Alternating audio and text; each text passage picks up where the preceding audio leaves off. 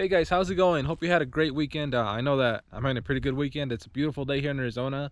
It's about 65 degrees, so it's perfect. It's amazing. Now, today's gonna be a little bit of a different video. We're actually back in one of my favorite spots to record. You might recognize this spot if you've been with the channel for a while. This is where I came and did some of my very first videos. I don't know why I like it. It's cool, it's peaceful, and there's no one around really to kind of look at me like I'm crazy trying to record.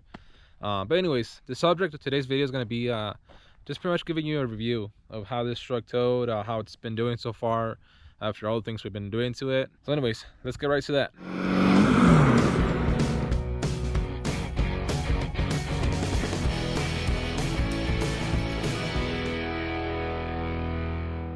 Okay, another thing that I want to do before we get started with the video is I want to let you guys know that I really appreciate all the subscribers that I've been getting lately. All the support. It really means a lot to me. And as I had said before, you know, like 2-3 weeks ago, we made it to 1,000, and I'm really happy and I really appreciate it. So to kind of show a little bit of appreciation, I want to do a really small giveaway, you know, and that'll be at the end of this video. I'll show you all that at the end of this video, so stick around for that, and let's get going with the video. Okay, so how this thing towed, I can't say that it did great, honestly. There's a few things. Some of them might have been my fault. Another ones, there's just, you know, an old truck, and you gotta expect that. So basically, on the way there, it did great. Unloaded, it did great. It towed great. EGTs, everything stayed perfect. The only problem that I had was that I think I'm gonna have to get a boost filler for this thing, because we did set off that kind of code, whatever, you know, for when you start over boosting. So we're gonna have to fix that, but that's an easy fix. So basically, when it hit the when it did trip, you know, kind of like the overboost or whatever it's called, it threw the truck into limp, which all I had to do was just you know, since it's a manual, threw it out of gear, let off the gas, put it back in gear, and keep going. And it, you know, it doesn't really affect anything. It was, other than that, it did great. On the way back though, that's when the problem started happening. Once we, you know, got the chassis on there, which is, I really don't know how much they weigh, you know, maybe 2,000 pounds. Maybe a few pounds, a few hundred pounds more or less. It was doing great. It was towing it good. EGTs again were good. It wasn't getting hot or anything. But about 30 minutes, an hour into it, which we were going through Phoenix, so we're going, you know, we were hitting some traffic and stuff like that, stop and go, and that's when the vacuum pump went out. That's when it kicked out the little cap on it, and instantly I felt like I had no brakes. I had to, you know, really step on it to really be able to get my brakes. But you know, I was still able to stop it. I still felt safe enough to it where I can, you know, get back home, and luckily we made it home. We're all good. But yeah, that's the first thing that kind of happened that really freaked me out. I did fix it though. If you saw my last video, that's what I worked on. I fixed the vacuum pump. It's working great again. But that was that. After that, there's a pretty big hill that you got to go up in Arizona when you go from Phoenix to Prescott, where I live at. And actually, if you guys follow the channel, the fast lane truck, they've actually gone to that hill to test some other trucks when they come down to Arizona. So it's a pretty steep, long hill that you have to go up. And it went up it did start getting a little bit hot on the EGTs at the very top, but it was very manageable. Really didn't have a problem there. I did step off of it a little bit every now and then to kind of, you know, let the EGTs go back to where they should be, you know, downshifted a gear to keep it at a nice, you know, RPM. And like I said, it was manageable. We got up of it, we got up and through it, no problem. The problem started happening though about 10-20 minutes after that. I believe that whatever boost leak that I might have had got worse. So it started leaking. It started losing a lot of boost. I wouldn't go past like 15 pounds unless I was really stepping on it. So I believe, like I said, I believe that I have a pretty bad boost leak now, or maybe something else could have gone pretty bad. Hopefully it's nothing bad with the turbo. And like I said, hopefully it's just a boost leak, which I haven't really had time to look into it. So hopefully this weekend we'll get into that. So those were the two kind of major problems. Like after that, after I noticed that I had that boost leak, or that something was wrong with the truck, it was probably like another 40 minutes to an hour to get home. And then it really started getting pretty bad with the EGTs. It was getting any little hill, it would get, you know, right to, you know, 1200 or more if I didn't, you know, back off of it. So that was pretty frustrating, to say the least. So I had to, you know, keep it pretty slow and keep a pretty good eye on my EGTs, make sure that, you know, it wouldn't get too crazy. But we made it. It was actually not that bad of a trip. Once you get this thing loaded, it's not that uncomfortable. You know, it kind of rides a little bit better, like, you know, a 1-ton truck should when it's loaded. So that's normal. Other than that, it towed great. Other than all that, you know, like the first half of the trip when it wasn't loaded, and even when it was loaded, it was towing really good. Another thing that definitely needs addressed in these trucks, which hopefully once I switch to the 08 axles, which again, if you haven't seen a lot of my other videos, this truck's gonna be getting a Super Duty coil sprung swap axle swap on it. So it's gonna have the 10.5 Sterling rear end with the disc brakes, and the Dana 60 with the coil springs up front, which I think should be an awesome upgrade for this thing. It should solve a lot of our problems, you know, like the, you know, not being able to brake. We should be able to get better braking. Along with that swap, I am gonna go to a Hydro Boost, so we're not gonna have to rely on that vacuum pump anymore to brake this thing.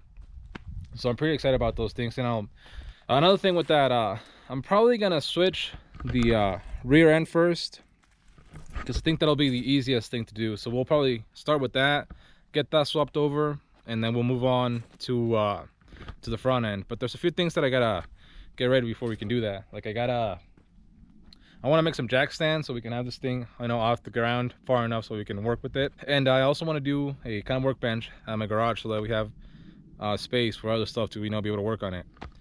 Which I don't really think we'll have a lot of things to work on a workbench, because we're going to be doing an axle swap, but I do got to do those things. So I might show you on the channel what I do and what I come up with. I already have an idea of what I want to do.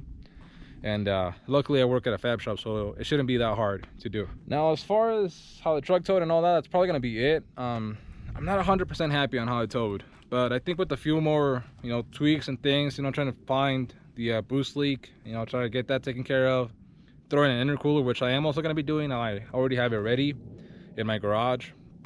I just have to throw it in the truck. So that's gonna be another thing that's gonna be coming to the channel. I said the Super Duty axle swap is going to be coming, and Hydro Boost.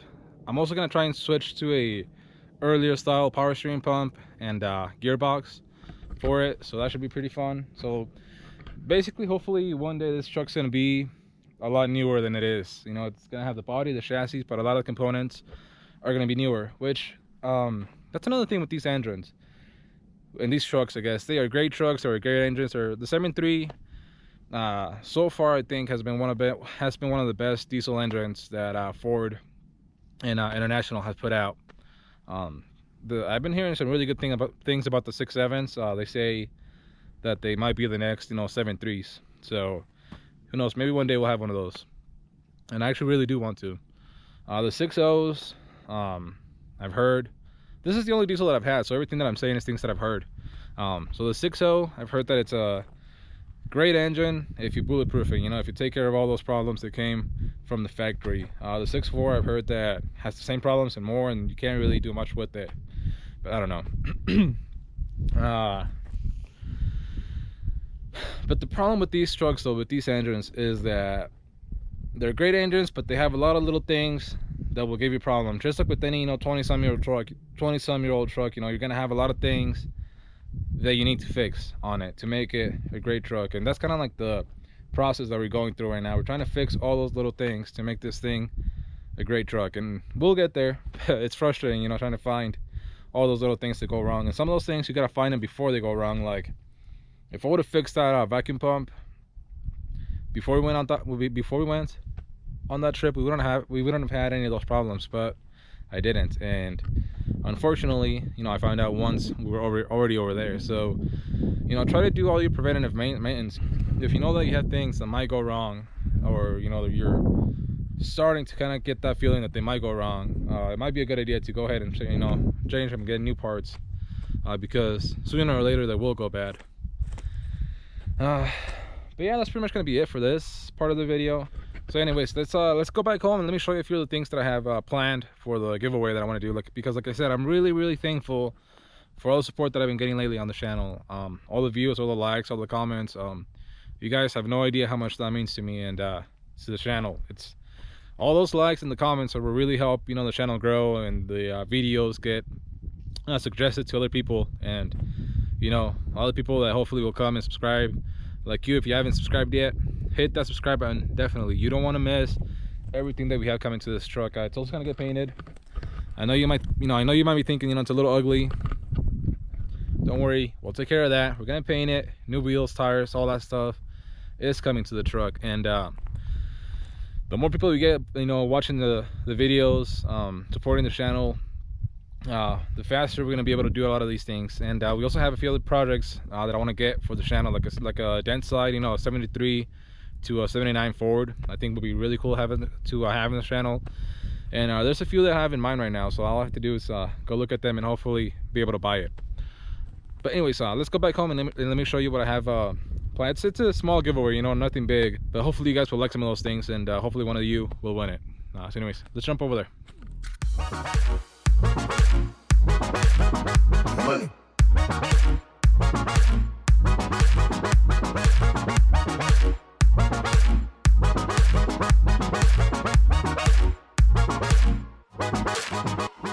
And we're back, and like I said, I'm gonna end the video out with a small giveaway. It's kind of modest, but you know, I want to at least do something for you guys to show you that I really do appreciate you guys watching, liking, subscribing. I really do. So now the first thing I'm gonna all right, so the first item in the giveaway, and you can choose from any one of these three things. So anyways, let me show you the first thing. First thing is the brackets to swap over to a 2017 bumper that I actually sell these. And this is actually the last pair that I have in stock, but I will be making more. So the brackets for the 2017 bumper, like I have on my truck. A brand new pair of I think these are called corner bumper lights. They're basically like the turn signal, the piece that goes underneath your headlight.